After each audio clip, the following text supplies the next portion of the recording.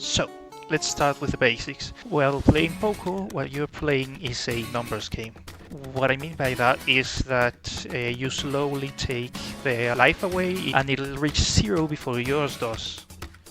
Mainly because you can heal yourself and allies, right?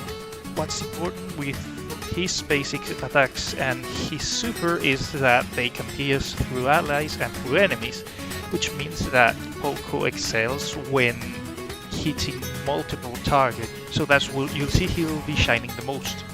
So let's start with the build.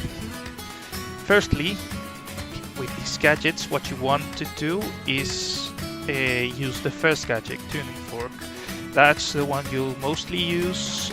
The second gadget is mostly for ranked games. It's useful when you face against poison characters or characters with hard crowd control.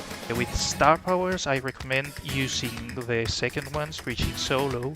That's because with the extra damage, it helps you winning the numbers game that I mentioned earlier. Also, it helps finish off enemies, but you only do that if it is completely necessary. If the enemy needs to be dead before they can make a play, right? The second star power is also good, but mostly you'll use it if you have a pre-made team with two frontliners that can stand between the enemy and you. In that case, you'll heal your allies while also damaging your enemies. And with gadgets, what I recommend is using the damage gadget. It'll help you with that numbers game, since you want to be hit before using your super. And by that time you'll be below half health, deal more damage, and then heal up to almost full health. And then with the second gadget, to be honest, I don't feel like Poco needs a specific one. I just use the cooldown gadget because I used it before the gadget rework, but to be honest, I think shield or speed would be very useful for some maps that have some bushes. It'll help you run away from tanks or also go in and quickly poke enemies. And the shield gadget to survive most encounters, right? Because you, with your gadget and your super, you normally be at full health. And regarding the hypercharge, you don't really need it with Poco. I just have it because I unlocked it, and this is the reason, to be honest, that I started playing Poco. Otherwise I wouldn't have given him a chance, but it's not that broken, his hypercharge. Mostly you'll use it preemptively, proactively, to give shield to your teammates before they go in, but for that you need to know normally when people try to go in and attack. Let's start with the example scenarios. In this first one you'll see how I poke and retreat with Poco's attacks, because since they're slow and have such a wide area, it's better if you retreat from the enemy and they approach you, because you won't hit them if you are approaching the enemy and they're running away from you. Alright, so you'll see in here. So here I poke and retreat, and now that we've killed the PV, we need to apply some pressure to try and potentially score a goal. So since both of my teammates were injured, I just healed them to keep on the pressure. Alright, in this scenario you'll see first how I use my gadget to heal Spike, so we both apply pressure. We heal while attacking, then I poke and retreat until I get a super that can potentially make a play. So now that I saw that Shelly and Frank are at low health and have their supers, I know that they're potentially going to use them to break apart our base and try to score a goal. So that's this is one of the situations in which it was necessary to use my super to finish them off both. this next scenario, you'll see I preemptively heal Fang so that he can keep attacking and well heal to full health while defending, but he dies to the Riku super. So now you can see the numbers game. Chester thinks that he can kill me in here, so I get my super and immediately turn the tides and win the interaction. You'll see this as a third example of the numbers game. I allow Fang to attack me once, twice, and then I use my super to approach my teammates to help me end the Fang.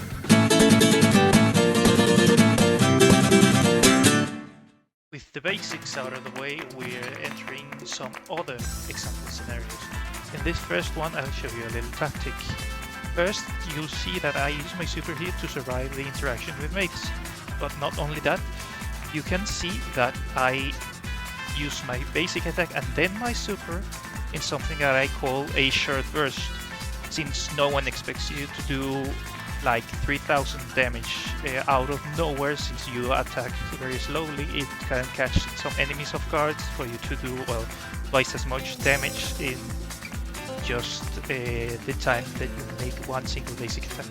This second scenario, you can see that I use my super to heal Primo mid-fight, and look how much damage he does by just being alive a little longer. Then I hit multiple targets. I see that our Colt wants to fight, so I use my gadget to heal him while he wants to fight, and then I manually use my hypercharged super to put a shield on him. Don't ever use your super auto-aiming it. You always need to maximize how much targets it hits, so you manually need to use your super every single time. Here you'll see how to use your super effectively mid-fight to help the teammates survive. If you look at here, I used my super. I was readying myself to use the super and used him just before I knew that he was going to die, right? You want to throw your super before your ally dies, otherwise, well, they'll die. So by this time, I have already thought and prepared myself to throw the super at Edgar, and he ended up surviving because of that. Here you can see how I hit the enemies 5 times to charge quickly my super, and now that I see that Griff is out there making pressure, I hailed him. In this example, you see how important it is to hit multiple targets and then heal mid-fight your teammates so that they can stay alive and keep applying more pressure.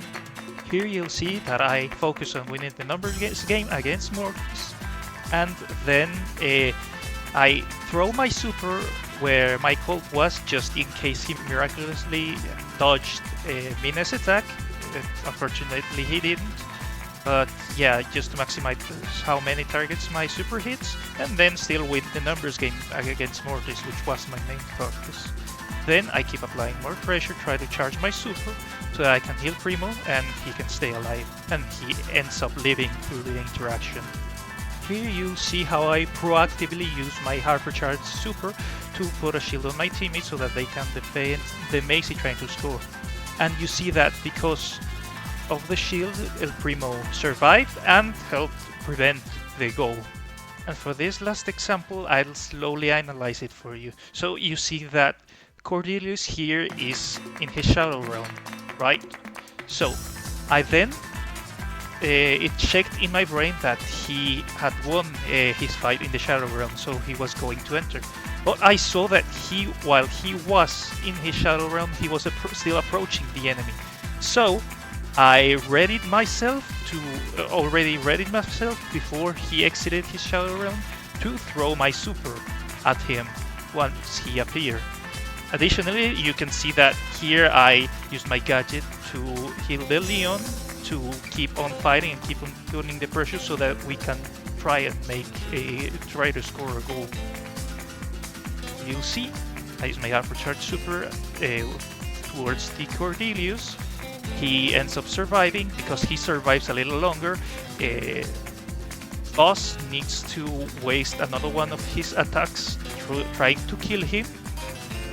Right? He also uses his super trying to kill Cordelius and not Leon.